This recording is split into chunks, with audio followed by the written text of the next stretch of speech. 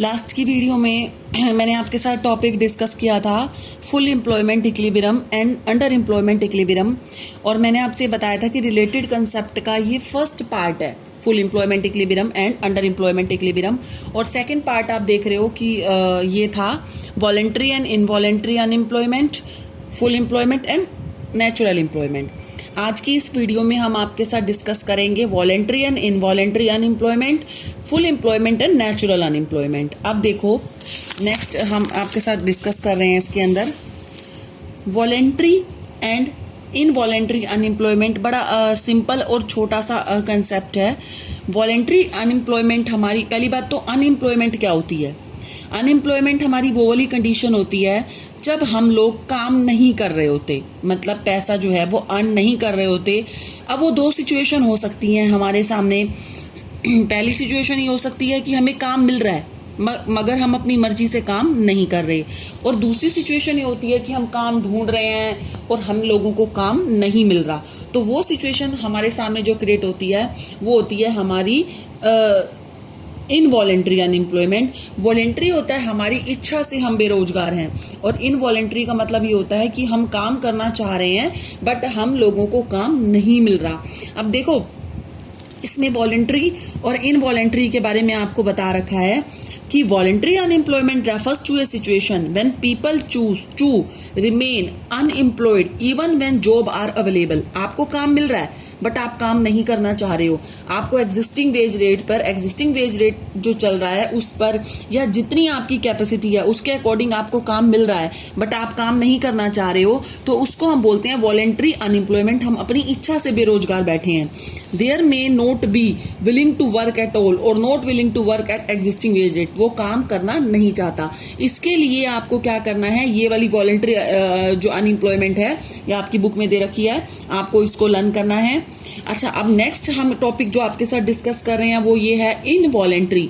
काम ही नहीं है, हम काम करना चाहते हैं, हमें काम की जरूरत है, एग्जिस्टिंग वेज रेट जो चल रहा है या हमारी कैपेसिटी के अकॉर्डिंग हमें जो काम मिलना चाहिए वो हमें नहीं मिल रहा, तो हम उसको बोलते हैं इनवॉलेंट्री अनएम्प्लॉयमेंट। देखो involuntary unemployment refers to situation when some people are not getting work even they are willing to work at existing wage rate। कह रहा है कि काम करना चाह रहे हैं पर हम लोगों को काम नहीं मिल रहा। It is a situation when AD is not enough to induce full utilization of existing resources.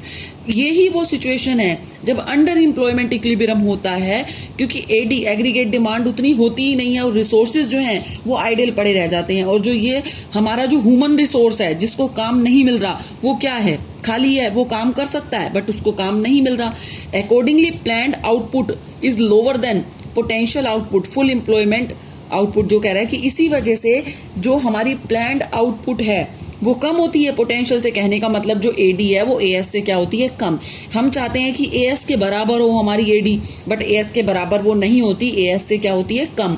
There is a excess capacity in the economy. मैंने आपको भी पीछे भी बताया था कि अंडर एम्प्लॉयमेंट इक्विलिब्रियम में एक्सेस कैपेसिटी होती है इकोनॉमी में। Some people are force to remain, उनको मजबूरी में क्या करना पड़ता है कि अनएम्प्लॉयड रहना पड़ता है, काम नहीं मिलता तो उनको क्या करना पड़ता है, अनएम्प्लॉयड रहते हैं। तो इनवॉलेंट्री अनएम्प्लॉयमेंट को हम बता सकते हैं कि ये वो अनएम्प्लॉयमेंट है, वो बेरोजगारी है जब काम करने वाला काम करने के लिए तैयार है एग्जिस्टिंग वेज रेट पर और उसको काम नहीं मिल रहा। और इनवॉलेंट्री अनएम्प्लॉयमेंट की सिचुएशन में एक्सेस कैपेसिटी भी मिलती है हमारी इकोनॉमी के अंदर, और एग्रीगेट डिमांड भी एग्रीगेट सप्लाई से क्या हो जाती है, कम हो जाती है। इसकी भी आप देख रहे हो नेक्स्ट पेज पर जो है डेफिनेशन जो दे रखी है, एक्सप्लेनेशन जो दे रखी है वो आप लिख सकते हो, बाकी इसकी एक्सप्लेनेशन आपकी बुक के बैक साइड में भी है।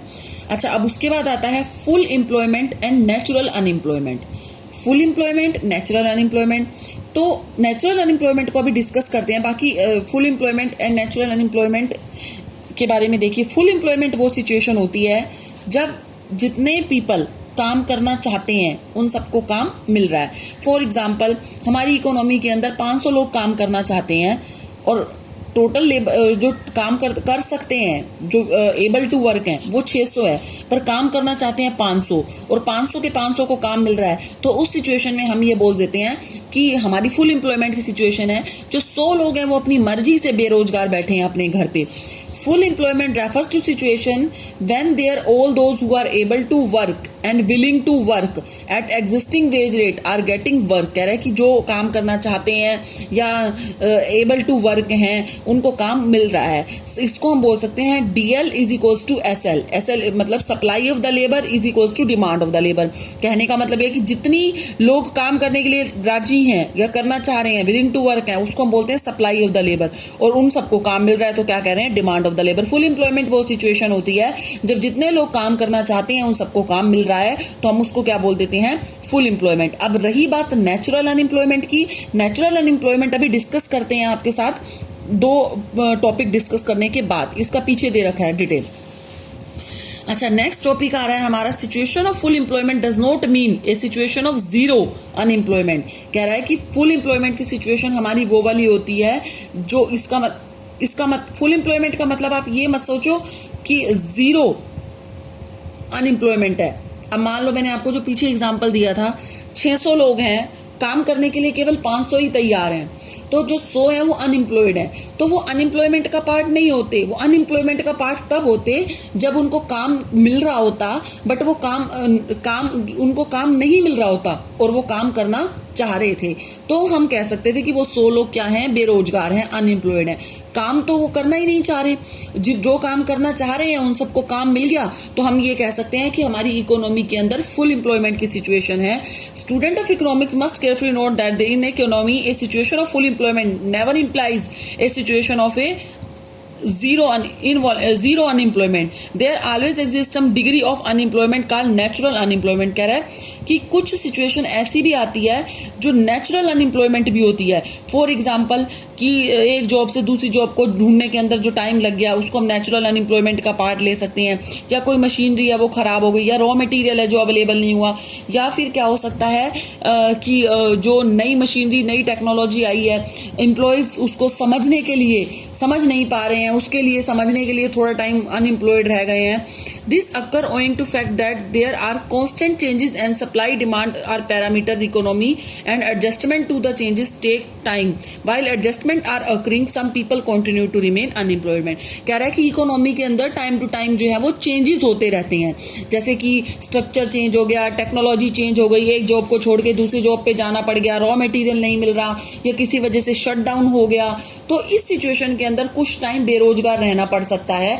तो कह रहा है कि सप्लाई और डिमांड अपने आप धीरे धीरे एक दूसरे को क्या करता रहता है, एडजस्ट करता रहता है। कुछ टाइम एम्प्लॉयमेंट नहीं मिलती तो हम ये नहीं कह सकते हैं कि जीरो अनएम्प्लॉयमेंट है हमारी इकोनॉमी में। ये नेचुरल रेट ऑफ अनएम्प्लॉयमेंट भी होती है कि नेचुरली जो इकोनॉमी में अप एंड डाउन आते रहते हैं उनके अकॉर्डिंग जो अकर होती रहती हैं। While adjustment are occurring, some people continue to, कह रहा है जब तक एडजस्टमेंट होती है कुछ टाइम के लिए हमें बेरोजगार रहना पड़ता है। This situation of frictional and structural unemployment in the economy, उसको फ्रिक्शनल और स्ट्रक्चरल हम बोलते हैं। जो हमारी नेचुरल अनएम्प्लॉयमेंट है उसमें ये दोनों चीजें इंक्लूड होती हैं। फ्रिक्शनल का मतलब एक जॉब को छोड़ के दूसरी जॉब पे जाने के टाइम पीरियड को बीच में हम बोल सकते हैं, या हमारे को कोई अच्छी अपॉर्चुनिटी नहीं मिली, या रॉ मटेरियल अवेलेबल नहीं हुआ, या हमें कोई इंफॉर्मेशन नहीं मिली कि वहां पे वैकेंसी है और हमें काम नहीं मिल रहा, तो उसको हम फ्रिक्शनल बोल सकते हैं। और स्ट्रक्चरल हमारी इकोनॉमी का स्ट्रक्चर, टेक्नोलॉजी चेंज हो गई, जो मेथड ऑफ वर्किंग है वो चेंज हो गया। तो ये क्या होते रहते हैं, इकोनॉमी के अंदर चेंजेस होते रहते हैं। कहते हैं कि इसका मतलब ये नहीं है कि फुल एम्प्लॉयमेंट है तो जीरो अनएम्प्लॉयमेंट होगी हमारी सिचुएशन।